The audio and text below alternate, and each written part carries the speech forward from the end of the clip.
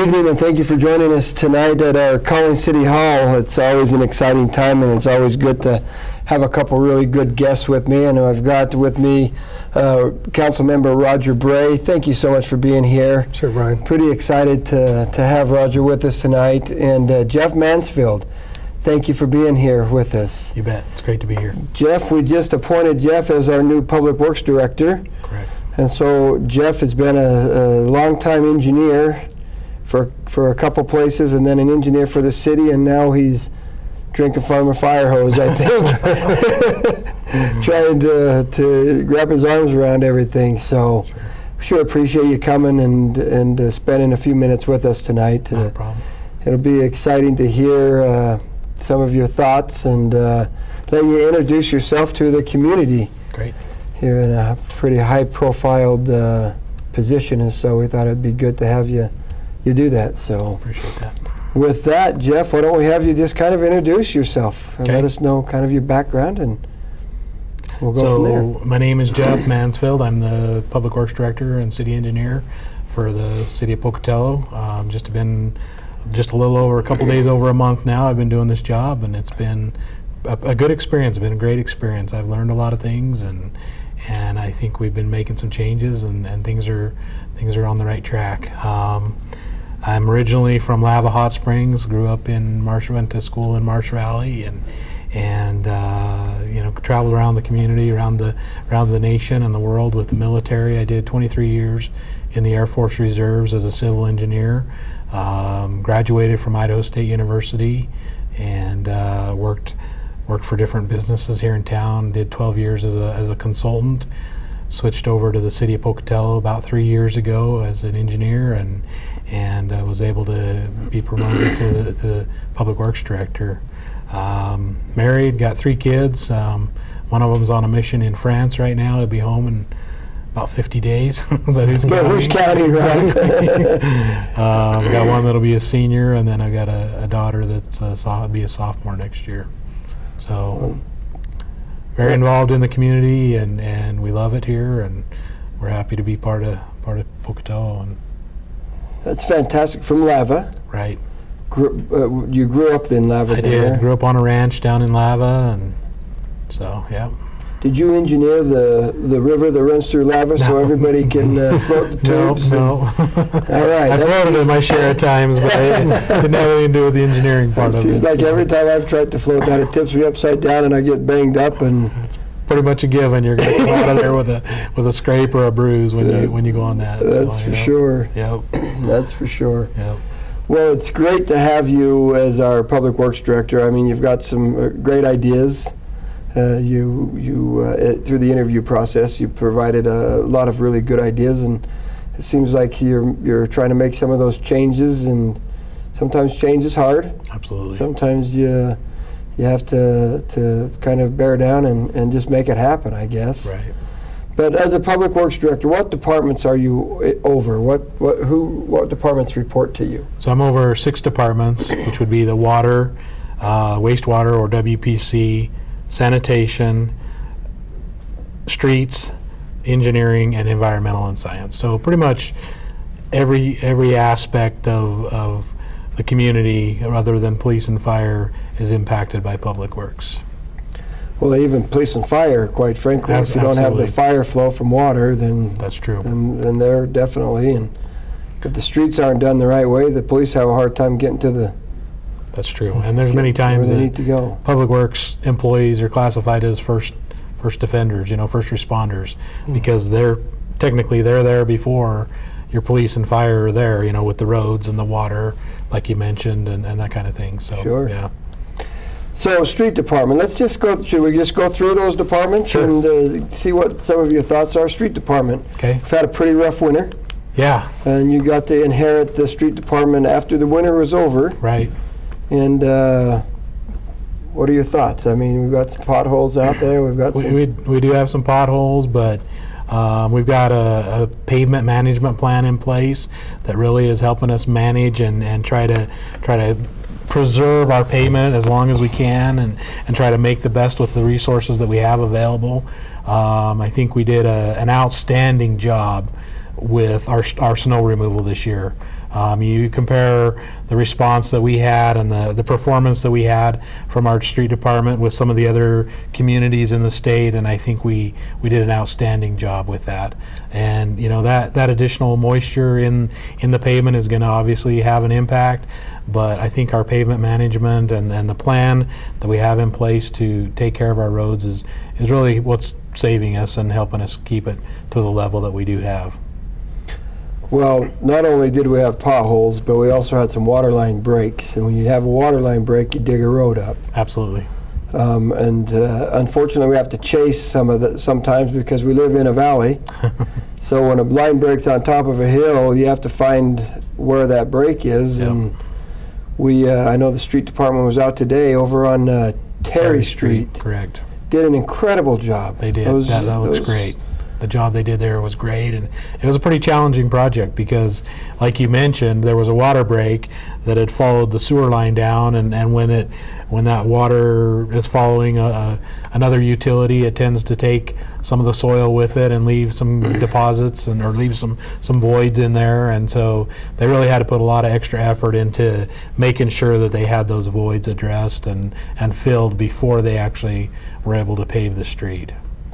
So we had to dig up again, make sure we had everything covered and taken care of the way it needed to, or at least roll it a time or two to make sure we had compacted it the way it needed to absolutely. be. So it was more than just paving a street. Right. It was resolving the voids underneath, and short of that, we would have been digging down 8 feet, a big trench 8 feet wide, and that just wasn't feasible. And so they really use some innovative ideas on how to get those voids compacted, and I think they did a good job on it. Well, I'll tell you what, I think we've got one of the best street departments. In fact, I think we've got the best street department in the state, no question, and I'd put them up against just about anybody in the country. I agree. They definitely know what they're doing when it comes to all aspects of taking care of and maintaining streets. Sure, they've got a very can-do attitude, and they're willing to go the extra mile and really make things. I think they take pride in the workmanship that they do. I think I would agree with that. Yeah. This winter they were working pretty much around the clock, right? Removing snow, and then when we finally got a break from the snow, we thought maybe they would get a few hours off, but then we had rainstorms. And so to prevent the flooding that could have happened, they went out and they uncovered the drains. Right, the storm drains. The storm drains, so that it would take most of the water and do what it needed to do. And they just did an incredible job. Absolutely, I agree. You've got a great street superintendent there and incredible employees. Yeah, we were just talking about that today, about the employees that he has, and he's very pleased with the crew that he has and the work that they do. They do a great job. Yeah. So that's good. So then engineers, you can't build a street without an engineer. That's correct. So that's kind of your passion there, I'm guessing. Yep. Yeah, I got a lot of experience in engineering, and that's one thing I love about Public Works, and I love about working for the municipality and for the city of Pocatello, is that I get to be involved in all of it. I mean, from water to wastewater to streets to sanitation to, environmental or parks, we help out with pretty much every department in the city, and I enjoy that.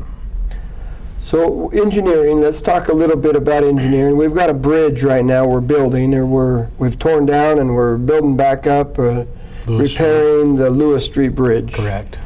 So if you're driving down Lewis Street, you can't cross the Portneuf River right now. No, not Tell very us easily. a little bit about that. What did we design that? What did we do? What did our engineers, and because I know they're heavily involved. Yeah, so that's a federal highways project that it gets evaluated every year, and they do an assessment on the bridge and determine what its condition is. And at a certain point, once it gets below a certain threshold, it basically qualifies for a replacement, and that's where that bridge was at.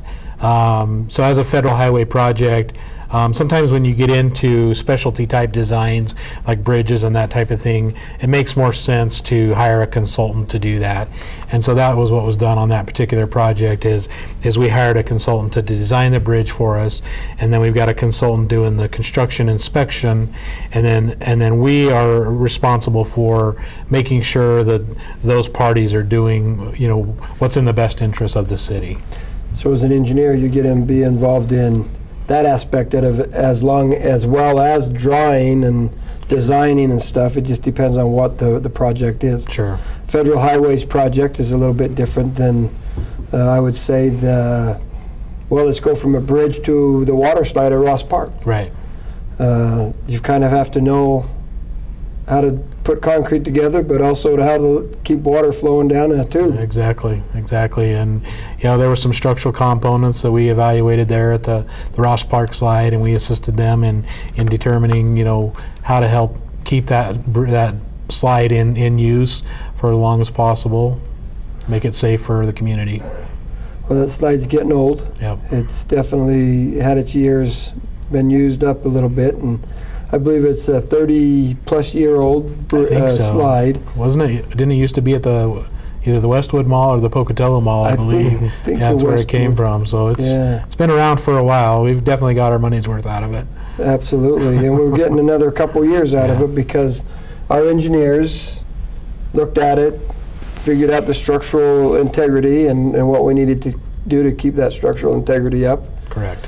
A bridge or a slide like that, what does it cost if we couldn't do that and we had to go buy a new slide? What do you? I guess I know you don't know a number right off. Yeah, I don't have any idea, but I would say you're probably $250,000 for a new slide. But it's just a ballpark guess. I've never priced one out, but I would say probably $250,000 to $300,000 for a new slide, and you know the associated structure with it. So a couple, $200,000 or $300,000 we saved because we were able to in-house design and get that done. That seems like a pretty reasonable thing for us to do. Yep. You work with you mentioned science and environment. Right. Now every now and again we fill the underpass up with water. It's been a while. It's been a couple years, I think, is all. So why is that? What have we got to do there? So we've been really trying to determine. We've been working really hard on doing a stormwater master plan and getting our stormwater model put together, and really trying to identify what area contributes to that Center Street underpass.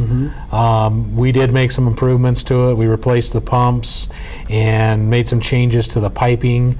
We identified some inefficiencies that were in the piping that we changed, and since we've done that, again, knock on wood, we haven't had any issues with it. Not to say that we won't in the future, but we've really been working really hard to try to figure out, number one, what the area is that contributes to that Center Street underpass, and then number two, what areas are there that we can maybe keep water from going into the Center Street underpass. If we can retain that water further upstream and make it so that it's not going into the Center Street underpass, it'll help alleviate that problem a lot. Well, and that'll be nice to be able to have that, or at least know what we can do there. Right. I understand that there's been a lot of work done, and we continue to do a lot of work, and Hannah has just done an incredible job with working toward that in the science and environment forum. But speaking of science and environment and flooding, Sacagawea Park is flooded, and when we get a high level of water running down the Portneuf River, which we have right now. Right. It's flooding like crazy. Why is that? So that's really what it's, in my understanding, that's what it's designed to do. I mean, it's designed to take a lot of that storm water and try to help settle out a lot of the sediment and the different particles that are in that storm water. And so really, that's what it's designed to do. I mean, obviously, when you get these high flood events like we've got right now in the river, it's not functioning as it would ideally. But that park is designed to be a stormwater collection and retention and settling basin for the stormwater. So it's working. Right. It does what it does. is supposed to be. So Right. I know a lot of people call our office, the mayor's office, and I know they grab the city council Yeah. all the time and say, you know, that it's flooding over there. And, Sure. you know, what can we do? But we've designed it that way Exactly. Yeah. to do that. And once that water recedes back into the river, then we go back there and we clean it up and Absolutely. pull that sediment out. And Yep. why is it important to get that sediment out, you know, of the river? Why do we need to worry about that? I mean, is it a NPDES permit? So we've got limits that dictate how much sediment we can have in the river, and the sediment is really detrimental to the aquatic life and the plant life in the river, and it really, our goal as a community is to have a fishable, swimmable, clean river, and those sediments really go contrary to what our goals are as a community for that river, and you can see the difference in the river now versus the river maybe towards the middle or the end of the summer. That you can see the difference that sediment makes. So it really has an impact on the health of the river and the environment. So you've got to have those. Don't we have one on First Street also that the water goes into, settles out, and then goes to the river? Over off of First Street, it seems Yeah, like I believe we do. Yeah. Yeah. We've got another one of those areas Right. that we do that. So Exactly. settling ponds, you see them as you drive around through new subdivisions, and as you drive and see what's happening there, we are building settling ponds and stuff. Is that really necessary, or can we just not pump it to the river? And No, it is necessary, and we are actually in the process of getting a stormwater permit right now, and it really dictates those measures, those BMPs or best management practices that we need to do with new construction. It requires that we have detention and retention basins to help. Number one, it helps retain the sediment and stop it from reaching the river, and number two, it also helps prevent flooding of downstream properties and damage that can be caused by that flooding. good. Well, and part of that isn't like we do not want people to transport things to the dump without a tarp over them, Correct. because every leaf that blows off and ends in the street, every particle of grass, dirt, whatever comes off, can get in the water Right. and get carried to the river, which is on us. Yeah. So it'll plug your storm drains, and then whatever doesn't plug your storm drain ends up in the river, and then that all reflects back on our permit and our limits Well, that we are required. We're back to street department Yeah. because it's real important after a winter like we had to clean up all this sand that we Absolutely. put out, so Yeah. it doesn't happen with it as well. Sure. Well, Roger brings a really good point up, when covering loads, and because it does affect our permits. And when our permit is affected, it costs us a lot more money to get it right if it's not done right. And so Exactly. when you're driving a load of anything to the landfill, then it definitely needs to be covered. But also, when you're mowing your lawn, and that little bit of that gets on the sidewalk, you need to blow that back onto your grass, Sure. not out into the street. Sure. Just for that same reason. I mean, Right. we're not trying to be hard-nosed about it, but we're getting fined and we're paying big dollars for that if we're don't have people doing that and Absolutely. complying. So Really, a lot of it's about education. A lot of people don't realize what impact that has by just blowing your grass clippings into the street, or your leaves, or taking a load to the dump uncovered. We just heard about that this morning in staff meeting. right. Our police are becoming more cognizant of that, and they're going to be more on the ball and making sure that people are covering their loads. Well, and even when you fertilize your yard, if you overspray your yard and it gets out That's there, right. then it raises the nutrients in the Absolutely. river. Yeah, it'll If it contribute gets to there, yeah. the nitrogen and the phosphorus in Yeah. the river, So which are also harmful Yeah. to the aquatic life. one of our big fights right now. really, truly, We know all about phosphorus, Yeah. don't we? Yeah. Well, speaking of phosphorus, you as the city engineer, as a city engineer, you were instrumental in the WPC upgrade, phosphate upgrade we've just done. Right. How is that coming along? It's coming along great. We got the site all paved, and we're working on the landscaping now. We've got a few issues that we're trying to iron out with a couple of the pumps, but hopefully within the next month or so we'll have that ironed out. But really the process is working. It's removing the phosphorus like we need. Our new UV facility is functioning and providing the disinfection that we need in order to discharge our wastewater or our treated wastewater to the river. Well, I'll tell you what, I know more about wastewater than I ever wanted to, quite frankly, and I'm sure you're in the same boat. Yeah. As that. But that's a pretty significant upgrade. I mean, is. It's a very significant upgrade for the city facility. Something that we'd like to do is we'd like to have like a ribbon cutting and have a ceremony where we have the council and the mayor and different entities come out and actually do a startup of that facility. So push the button or pull the thing out and get it flowing through. Break the bottle over the So, yeah, exactly. That's right. Yeah. I think that'd be a good idea to do.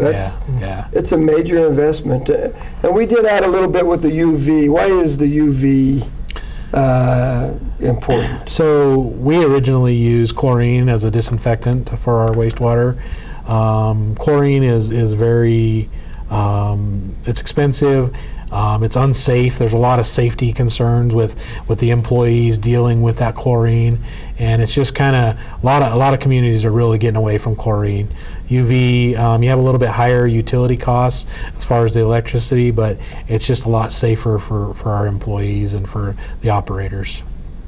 And it does the same job. Right. Because before we were having to chlorinate and then dechlor, and then we would discharge. Now we can just run it through the UV system and we're done, and it's one process. Well, and those UV lights are 8 foot long?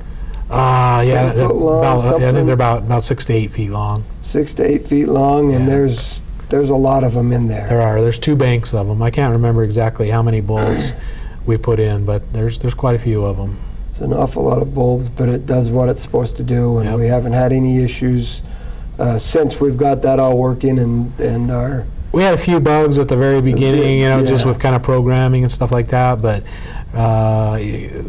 they were just a couple, and I think we've got those pretty well ironed out. Yeah. Well, and the critical time for that river is not when we've got so much water running through town. Right. That's true. I mean, we talk about sedimentation. It's farmland that's doing all that. Sure. Yeah. But the critical time will be when we get so low in the water and we're producing a clear effluent back into it. Absolutely. Yep. And that's what we need to do. So. Yep. Exactly. The WPC, they do an incredible job there too, because it's a thankless job, and hopefully you have an opportunity to thank them a couple of times. In fact, I'd encourage anybody to do that. That's not a job that everybody loves. And it doesn't hurt to remind people in Chubbuck that they need to thank you too. That's exactly right, because it all flows to that one plant. Yeah.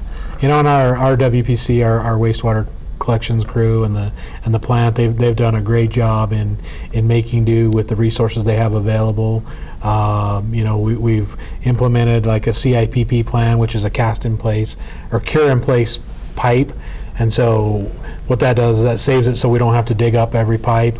We can just put a new liner in the pipe, and it really it gives you a lot more life for that pipe, and you don't have to dig it up and disrupt traffic and do surface restoration. And so they've been really active in doing that and identifying. They're doing a lot of cammering, they're doing a lot of cleaning, and they really are identifying the locations in town that are troublesome or that we've got issues, and we're focusing on trying to get those resolved. Well, I'll tell you what, that's an interesting process in itself. You just run it in there and it kind of balloons up, and they inject a resin in, and then they inject the heat in there, and it basically is as strong as the original pipe, if not stronger. But yeah, we've got an amazing wastewater crew. Really all of our public works departments have outstanding employees, and they all do a great job. Absolutely. So one we haven't talked about, I think, is water. Right. water's such an important part of life, really. And everybody, I always hear people talk about water. Oh, the water is from Pocatello, you know, they've got too many chemicals, or they got this and that in it, which just isn't true. Right. We, in fact, we put very few chemicals in, if any. Right. It's pretty clean and Yep. Pristine water. Right. Yeah, our water department takes their charge very seriously, you know, to provide a safe, clean, reliable drinking source to our community. And they take that very serious, and I think they do an outstanding job in you know, making sure that that water is there. I mean, a lot of people don't even think about what it takes to get water to your house, That's right. and until it's not there, and then they're not happy. Then the world's coming to an end, you know. But there's a lot that goes on behind the scenes, you know, getting that water to your household, to get to your tap. Well, and rates. I hear an awful lot about. I mean, we've got clean water, and I don't want to leave that. We have really, really clean water, and we don't have a lot of chemicals in the water. We've got a number of tanks that they take care of. They wash, they clean. They have it on a rotation where you drain it and clean it, so that we don't have any of the issues and the chemicals, and we don't have all of that Right. problems that you could have. But literally getting it from point A to point to your house is not cheap. No. There's a lot of pumps, a lot of energy, and a lot of money spent. I mean, Roger and I get to hear every month about the electric bill and how much of that goes to the water department for pumping water, and Absolutely. it's hundreds of thousands of dollars. We live in a kind of a unique community. You know, we've got a valley here. We've got benches on both sides of us, and it's a challenge to provide water at a safe pressure. You know, you don't want to be too low. You don't want to be too high. And you gotta pump it up to those areas. You gotta drill wells. You gotta have tanks. You gotta have storage. You gotta have fire capacity. And it's a lot more of a challenge in a community that has this type of geographical terrain than it is somebody that's just on flat land. And you know, as we saw in our budget meetings the other day, you know, really our water rates are, you know, down towards the lower half of any other communities in the region, you know, and so I think we've done a great job in keeping those rates as reasonable as possible. And I would agree with that. I think the council's worked hard at keeping those rates as low as you can, but Yeah. also recognizing that we've got maintenance that you have to Sure. do, and we still have tanks to take care of, and as growth happens, you got to build tanks, and Yep. Well, we have to lift it so much too. yeah, That's the problem Exactly. here compared to other places. That's why the electricity's so. that's exactly right. We also have issues with our aquifer. You know, we've got different areas where we can't use some of our wells because of contaminants in our aquifer, and so it's critical that, you know, we maintain our aquifer, and that we really are paying attention to what we're putting into the ground. Absolutely. Yeah. Well, I'll tell you what, believe it or not, we've spent a half hour talking about Public Works, and I think we could go for another couple hours, Sure. quite frankly, about the different aspects of it. But thank you very much for being with us this evening. Really do appreciate it, Jeff, and appreciate you taking the time. And You bet. we're excited to see how you do with the city and then the Public Works Director. Well, I'm position, excited so. to do it. I'm excited for the position, and I'm excited for the opportunity. And like I told you all when I got appointed, I appreciate your confidence, and look forward to working with you for a long time in the future. Absolutely. So, yeah. Thank you. Okay. This is Sarah Watkins. A lot of people almost helped her. One almost cooked for her. Another almost drove her to the doctor. Still another almost stopped by to say hello. They almost helped. They almost gave of themselves. But almost giving is the same as not giving at all.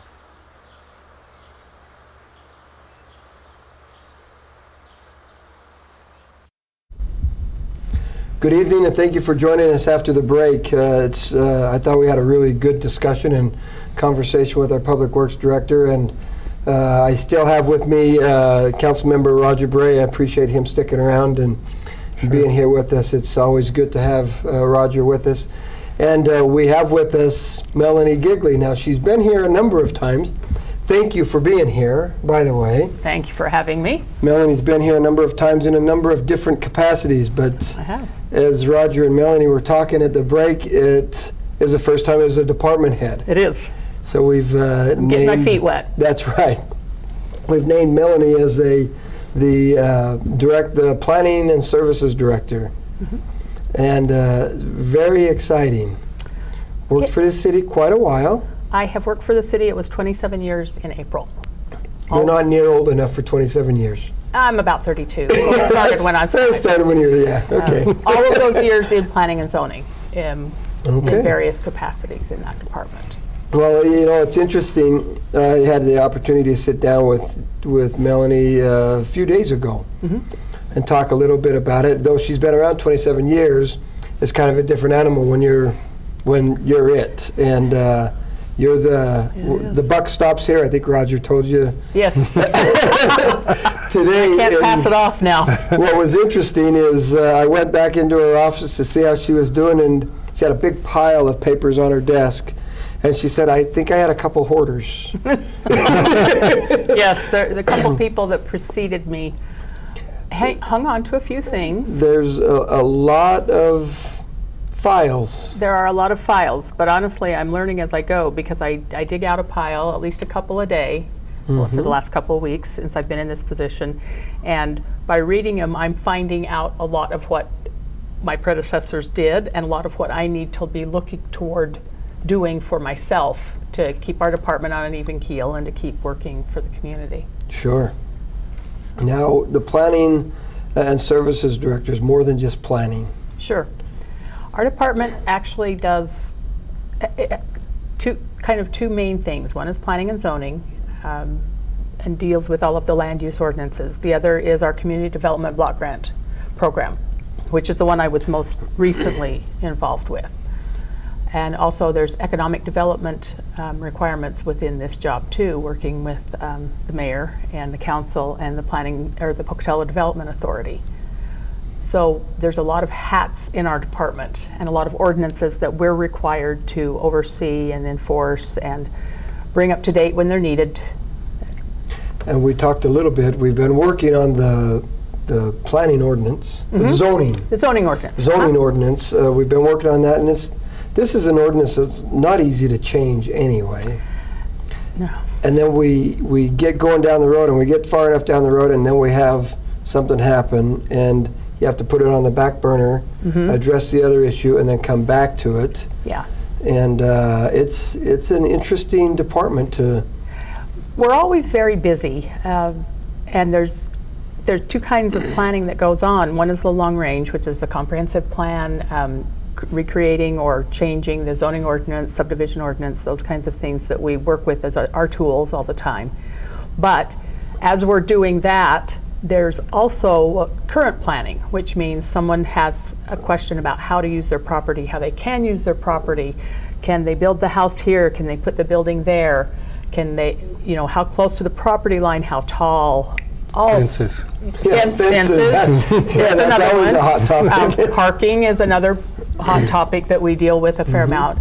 But how you can use your land within the zoning ordinance, those kinds of things get really, really busy, especially this time of year because it's nice out there. This is the time, December and January, we were not doing a whole lot of building.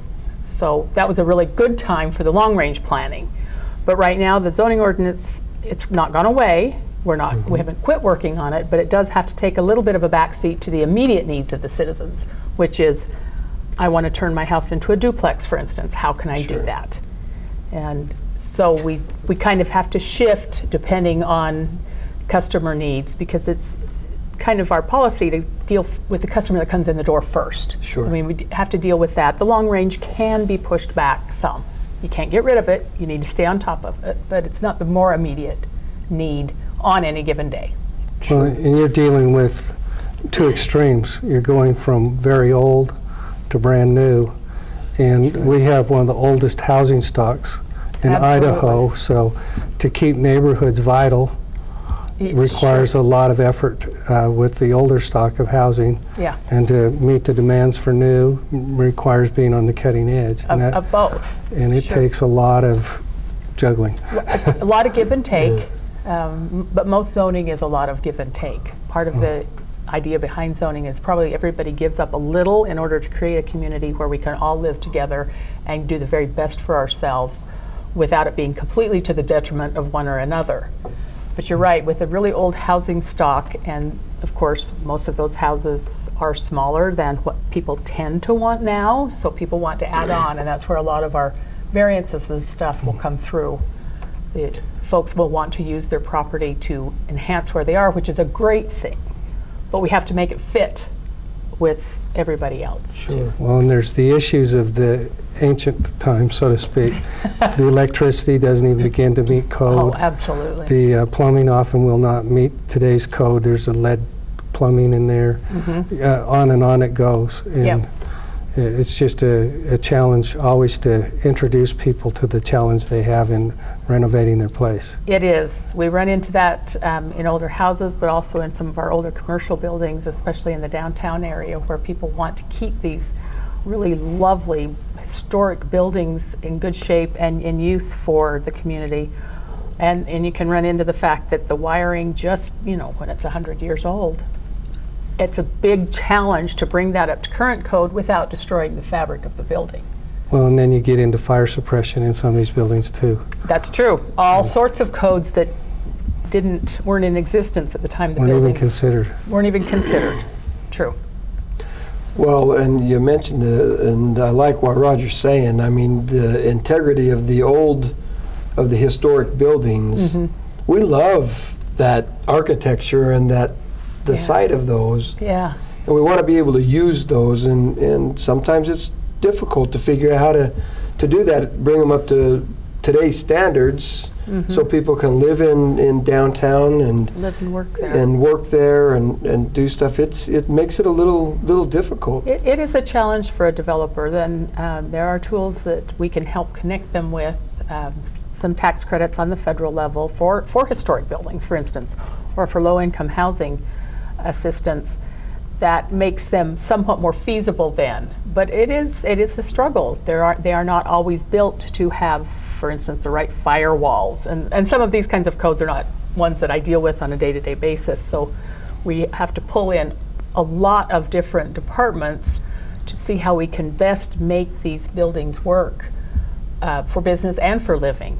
We like to see the living downtown. Yeah, absolutely. What I really like and what I really appreciate about our staff, planning, building, our engineers, and our staff, really truly, when it comes to looking at these buildings, sometimes it's expensive to bring everything up to code. So they're very, I believe, very open-minded when it comes to finding new codes, finding other areas and ways to make something happen so that Yeah. that it is a little bit more feasible. Now, sometimes you just can't. Sometimes you But- can't, especially life safety things. We Sure.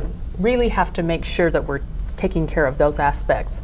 But there are ways you can do things differently and still meet code and still meet those needs while not breaking the bank and allowing the reuse Yeah. of those buildings, because they still have a heck of a lot of life left in them They're if so properly beautiful. cared for, and they're gorgeous. We have a wonderful downtown. You can see the names of the people that built the city. Yeah.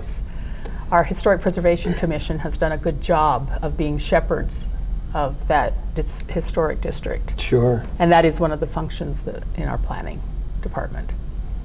Well, it's neat. I love walking down and walking through the buildings and seeing the buildings, and I would love to buy one and just make it into a house. The top level anyway, into a house or of some sort. Yeah, we have a couple examples of that. The Whitman We do. is one of the newest ones where there is commercial operations on the ground floor and then apartments in the upper stories. That's And right. that's a real success story. Another that pops right in my brain is the Eagles building at the corner of Arthur and yeah. Clark, where NeighborWorks Pocatello is. They have not as many as like the Whitman, but they have several apartments up above.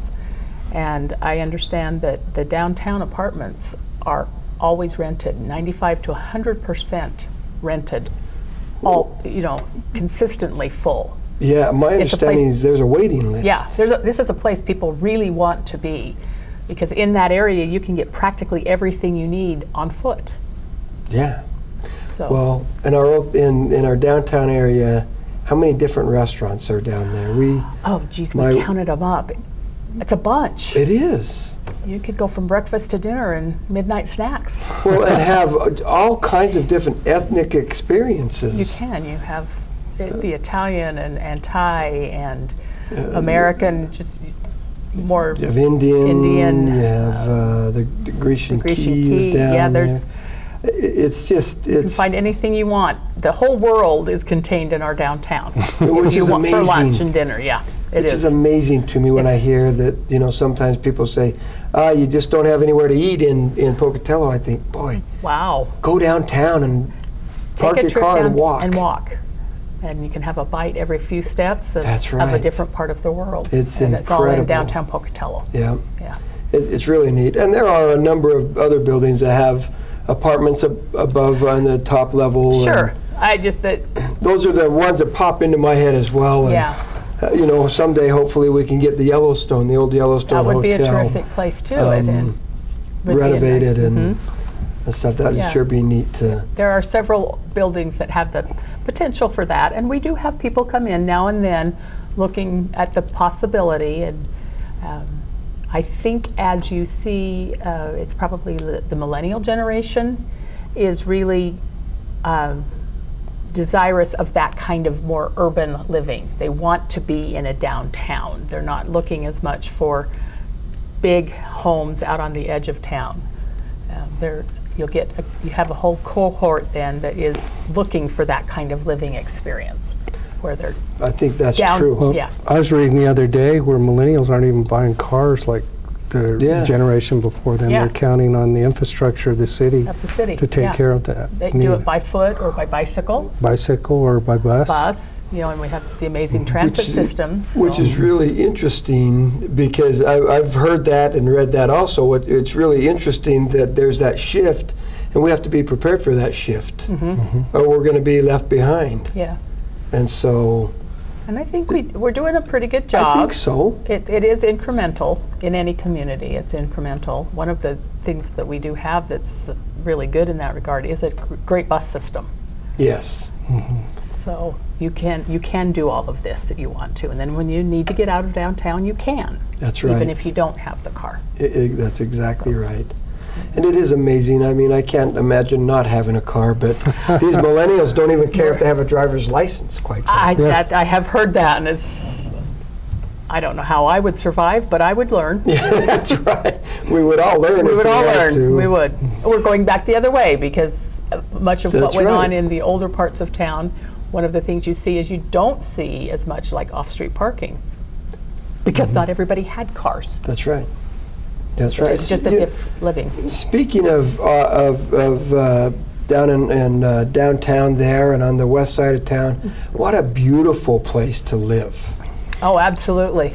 I just love the houses there, the older homes. architecture, the craftsman homes. Some of the craftsman homes. We actually have two, what we call National Register Historic District, 2, maybe 3. Now it's going to escape me. We have the Downtown Historic District that's both a national and a local, and then we have some residential historic districts. It's basically an honor roll. It doesn't carry any requirements for you to do anything or not do anything to your home. But along Lincoln and Johnson and Garfield, there's some areas that have been designated as being representative of the time period, and then there's some truly unique buildings and ones that are representative of the style, like the Craftsman bungalows, that kind of thing. And you get down there, and like the Stanrod Mansion is an example of a historic building, but that whole corridor down there has Yeah. some really wonderful examples of unusual homes. I love driving down the streets On the and west just side. walking down the streets, quite frankly. It's a very walkable neighborhood. It is. I just love it. The different houses. You can go into other areas of the city and see the same house, just a different color. Maybe the door's on the left instead of the right. Absolutely. But to go down there, you just have different homes, different architecture. and when you start looking at it, you really see the builder. You see the builder represented more Yes. than just another home.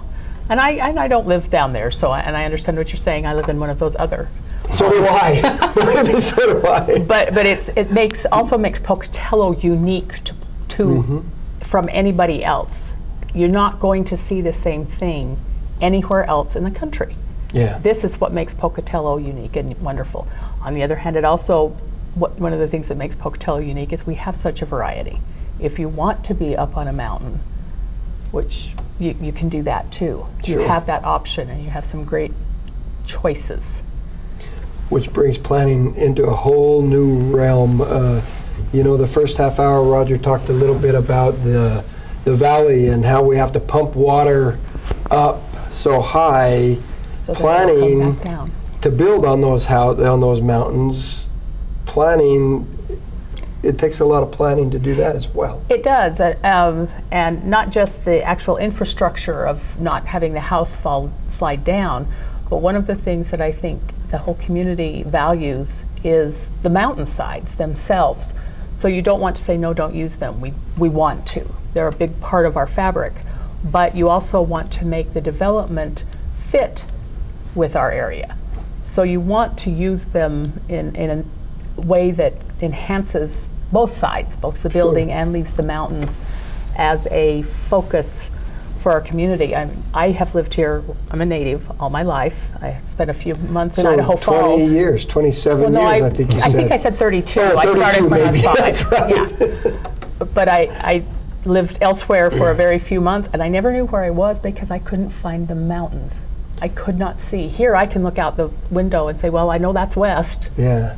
So I can always find where I am. And they're just a big part of our fabric. Sure. And I agree. I don't think anybody wants to see houses built up over the top and around all, we live here for a reason. Certainly. And, we live so that we can access the public lands and be a part of. We got so many trails for biking and hiking and yeah. We have a fantastic access to public lands. And I think we use the hillsides appropriately. I do too. I think building on them is not a bad thing. It's just you should do it, with some regard. And this is where you see some of the trails is in the washes. Let those remain natural, or use some of the public lands on the edge, leave some access to them so that people can enjoy them, because that's part of what brings people to Pocatello Sure. and makes this such a wonderful place to live. And we need to plan around the use of things other than just for homes or other structures. We need to plan the lifestyle. Sure. So that involves connectivity with trails and stuff like It that. does. It So does. we're really getting into Greenway and stuff like that. Mm-hmm. It is. It's not been too long at a study session where there was a discussion of beginning a trail system on the east that ultimately would ring or at least horseshoe the whole valley. You could go from Yeah, that's entirely right. around the community on a bicycle or horse or foot, or I know there's some multi-use. Yeah. And that's one of the things that makes Pocatello wonderful, so we have to use that well. We have to be careful that we maintain that community vision when we're doing building and planning for the building and the proper zoning and some of those restrictions that sometimes are hard to understand from some points of view, but they're usually very well thought out by the community and then adopted by the council to guide that. Sure.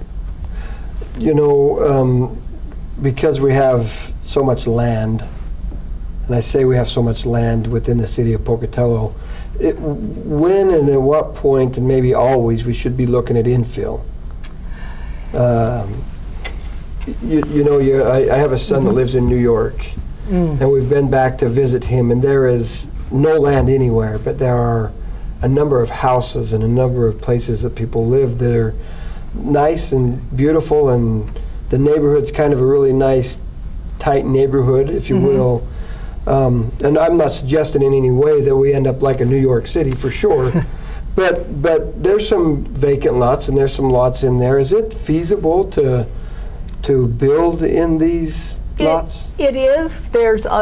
They can be a little bit restrictive If they're existing lots, we consider them conforming. We don't tell people they have to have, you know, if they've got a very small lot but it's existed forever, you're welcome to build on it. We're not going to tell you, no, it's not as big as the zoning ordinance would tell you now. So no, we encourage infill because it prevents the extension unnecessary sometimes of infrastructure. So it uses your street system, your water, your sewer, all of those things. Your police and fire. Your police and fire, your sanitation, all of the city services then don't have to extend outward. You keep them in. Infill is a terrific thing. It is difficult sometimes because they tend to be smaller parcels. But we have some developers in town, both for-profit and not-for-profit, that will do some infill building. Okay. Just plugging one of the programs that we do on community development block grant side is we do assist like NeighborWorks Pocatello and Habitat for Humanity with building on some of these infill lots. And it makes it much more affordable. They're smaller, but they are blending in with the neighborhood. Sometimes it takes a blighted property. We will remove the blighting structure, and then you'll get a brand new home that fills in a vacant eyesore spot for the neighborhood. So infill is benefits in many, many ways. I think there's been some studies done that when you do an infill and you do even a remodel and fix up, that it's kind of contagious to that neighborhood. It is. Other people will reinvest in their own places, and it transforms neighborhoods. It's kind of the opposite of the broken window syndrome. One broken window on this building or this home, well then maybe the next one happens, and you can deteriorate, but you can reverse it in the same way. If you bring this one up to a new standard, it can put kind of a peer pressure then. The next person says, oh, well, that looks nice. Maybe I can do this. And then the next one down the road. And that's a fair amount of what we've done in revitalizing some of our neighborhoods is to rehab the homes that are there. You know, we have a program for that too, so that it keeps them livable for people, makes it much more affordable because they don't have to go to a new home, and improves the look for them and for the entire community. And keeps people in, they tend to be more affordable homes sometimes on the valley floor. Well, we have the CDBG program, and so when you're living in some of these homes that are on the valley floor and some other places, really anywhere, and something happens, we have a program. If you can't quite get to replacing that roof or get to replacing that water heater or something, we have a program for that. We do. The CDBG program. It's backed with our federal allocation of block grant monies. We get about $375,000 every year. It has to be used basically to benefit low to moderate income households or areas. But one of the things we do for homeowners is, and roofs are a big one, if they have a leaking roof or about to leak roof, they can come in and we can help them. It's a loan program, so we don't just give it away. We expect people to take part in this, but we make it as affordable as we can. We run the program, we scope it, we work with the contractors, so that basically all of the burden is off the homeowners, and but then they get the roof. Another one that we see a lot of in the older part of town, the infrastructure's old. Yeah. Over this last year, I think we did 7 or 8 crushed either water or sewer lines. And these people, they're far more expensive than most of us can afford. So these folks, we were able to come in. So we've even done this in the dead of winter, cold, frozen ground, and restore their sewer or restore water to their homes in a manner that they can afford. Well, and it's such a great program because when you can't afford it, I mean, to dig up your front yard, your fence, your driveway, or your sidewalk, replace that pipeline into there, you're talking thousands of dollars. We've had sewer lines run as close to $20,000 just because of where the main sewer line is that you have to get to from the house, because as time has passed, things have moved. So yeah, it's a program that I have loved being a part of, because we're really truly helping people stay in their homes in an affordable house that these folks, like, I've been in my house forever, some of these folks have been in even longer than forever, Yeah. and they're able to stay there, and at a cost that they can afford. Well, and the other thing this does is that when we build new houses and we transform or transition neighborhoods to be better, the tax base increases. And that while some people gain a benefit of the low cost, they're still taxpayers. Oh, absolutely. And it assists people who wouldn't be taxpayers to become taxpayers. property taxpayers. They Certainly. pay in other ways. We have, I can't pull those numbers off the top of my head, but over the years that we've been doing the infill program especially, it has increased the tax base by, and this is not the tax we charge, but the assessable value by many, many millions of dollars. Absolutely. And then that goes back into maintaining some of the infrastructure then in the established parts of town, so that we're not extending them. Yeah. Well, which is important, because that, if we don't have to extend your infrastructure, you don't have to pay for that extension. Keeps your costs down. And it absolutely Yeah. keeps the cost Well, down. and for some of the builders, one of the things we've done with capacity fees, I think it's still a practice. If there was a hookup there before, they don't have to pay a That's They right. don't have to capacity pay fee. again. Absolutely Yeah. right. Because it's already established as part of the, Yeah. it's grandfathered, so to speak. Yeah. So if you go out to a new place, you're going to have to pay capacity because it's out beyond what was. Yeah, it's Yeah. it's a new connection. It's a new part of the system Yep. rather And I- than existing. And I believe that's a great program, and we made that decision a few years ago that we don't, it was longer than a few years ago probably, but Probably We still haven't made it codified. that's what it is. Maybe We that's- talked about I've been codifying saying it that years we need to ago. get that on the books We so that probably need there's to. no discussion, it's just a Yeah, it practice. just happens. Yeah, Yeah. probably Instead need of to. But I mean, institutional memory. that saves a builder or a contractor quite a bit of money. Fair amount of money, absolutely. They're And- you're already bought into the system. You don't have to buy into That's it again. right. Well, Yeah. I've also said that we need to incentivize, because some of these areas, if they go back in and they tear down, they probably would have a second hookup that should be transportable in some way. And that's something we could certainly You know, explore if we. You know, it's funny you mentioned that, because I had that discussion with somebody the other day about that very thing. Well, I built one house, we removed two, we built one on a bigger lot, but I had two connections. I should be able to use that connection somewhere else. Well, and I think that when we codify it, we get it there. The courthouse over here would be a great example. Whoever the developer builder was Yeah. for the courthouse had several That's houses right. that came down. It came down. And yeah. they could That's apply true. to the whole capacity fee that they would Yeah. put, or they could be transferable if That's you right. exhaust that. So. Yeah, There were- and that would be make it more affordable for the builder, but also for the homeowner. Because Absolutely. if the cost to build the house is less, it costs less. than Theoretically, capacity. the homeowner Yeah, should be the paying a homeowner little pays bit less. Sure. That's right. Well, I'll tell you what, it's been an interesting and a fun night. It's our time's up, if you can believe it or not. Wow. Half hour goes fast. It does. I knew I could talk a lot. I just didn't know quite how much. Do you know what I think is neat is there were a lot of things that were talked about that I think people may not have known a lot about. For example, in the historic part of our town, some of the opportunities that we have there Sure. and stuff. So thank you very much for coming in. Thank you again for having me. For absolutely, and Roger, again, thank you Sure.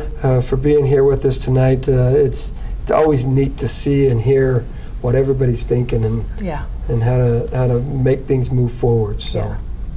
We have a great community we do. I think we've got a great community and good people.